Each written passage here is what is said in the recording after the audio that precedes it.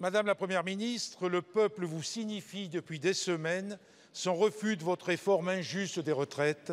Cette mobilisation ne faiblit pas. Au Parlement, l'opposition est telle, jusque dans vos rangs, que vous avez pris la lourde responsabilité de passer en force.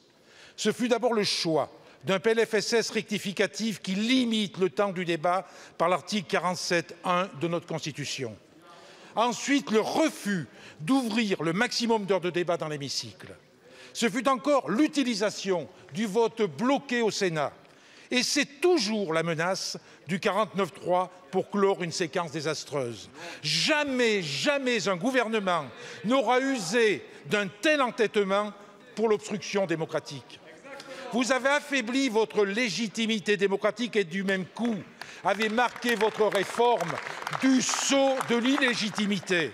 Les débats ont permis de mettre à jour son inutilité et son injustice, mais aussi les mensonges les plus flagrants, les 1 200 € pour lesquels ils partirent de millions et finirent à 13 000.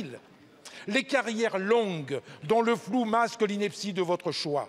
La capitalisation qu'un amendement de la droite sénatoriale a fait rentrer par la fenêtre. Ajoutons à cela le mépris du président de la République opposant une fin de non-recevoir aux organisations syndicales qui sollicitaient en urgence de le rencontrer. Il est des victoires qui sonnent comme des défaites. De Jupiter à Pyrrhus, il n'y a parfois qu'un petit pas. Vous ne pouvez pas, Madame la Première ministre, gouverner non seulement sans, mais contre le peuple et ses représentants.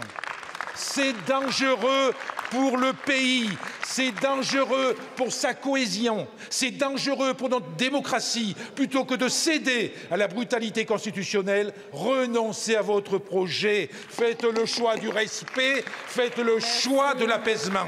Merci beaucoup, Monsieur le Président. La parole est à Madame la Première ministre. Merci Madame la Présidente, Mesdames et Messieurs les députés, Monsieur le Président Chassaigne. Alors vous appelez au dialogue, Monsieur le Président. Reconnaissez qu'avec le ministre du Travail, Olivier Dussopt, nous avons régulièrement dialogué, concerté avec les organisations syndicales et patronales, avec les représentants des groupes parlementaires. Et je le dis comme je l'ai déjà fait, comme le Président de la République l'a également affirmé, la porte du gouvernement, celle du ministre du Travail, reste naturellement ouverte pour recevoir l'intersyndicale si elle le souhaite. Monsieur le Président Chassaigne, vous appelez également au respect du Parlement, mais assumez que c'est vous qui, depuis des semaines, opposez la légitimité de la rue à celle du Parlement. Et vous demandez un débat et vous avez eu des mots forts pour dénoncer les insultes et les outrances qui venaient de certains bancs de la NUPES. Mais Monsieur le Président Chassaigne, assumez que ces excès participent à une stratégie globale de blocage à l'Assemblée comme au Sénat. Assumez qu'avec vos partenaires de la NUPES, vous vouliez empêcher la discussion et le vote. Assumez que vous avez fait le choix de l'obstruction, alors même qu'il y a déjà eu plus de temps de débat sur cette réforme des retraites que sur les deux précédentes. Et Monsieur le Président Chassaigne, pour finir, parlons concrètement et assumez. Voter contre cette réforme, c'est dire à toutes les infirmières libérales, à toutes les femmes qui exercent des professions libérales, qu'elles devront renoncer à une majoration de 10% de leur pension. Assumez que voter contre cette réforme, c'est dire à 1,8 million de retraités que leur pension n'augmentera pas cet été en moyenne de 600 € par an. Assumez que voter contre cette réforme, c'est dire à des Françaises et à des Français qui ont commencé à travailler avant 16 ans qu'ils devront travailler 45 ans alors que nous leur proposons de partir plus tôt en travaillant moins longtemps.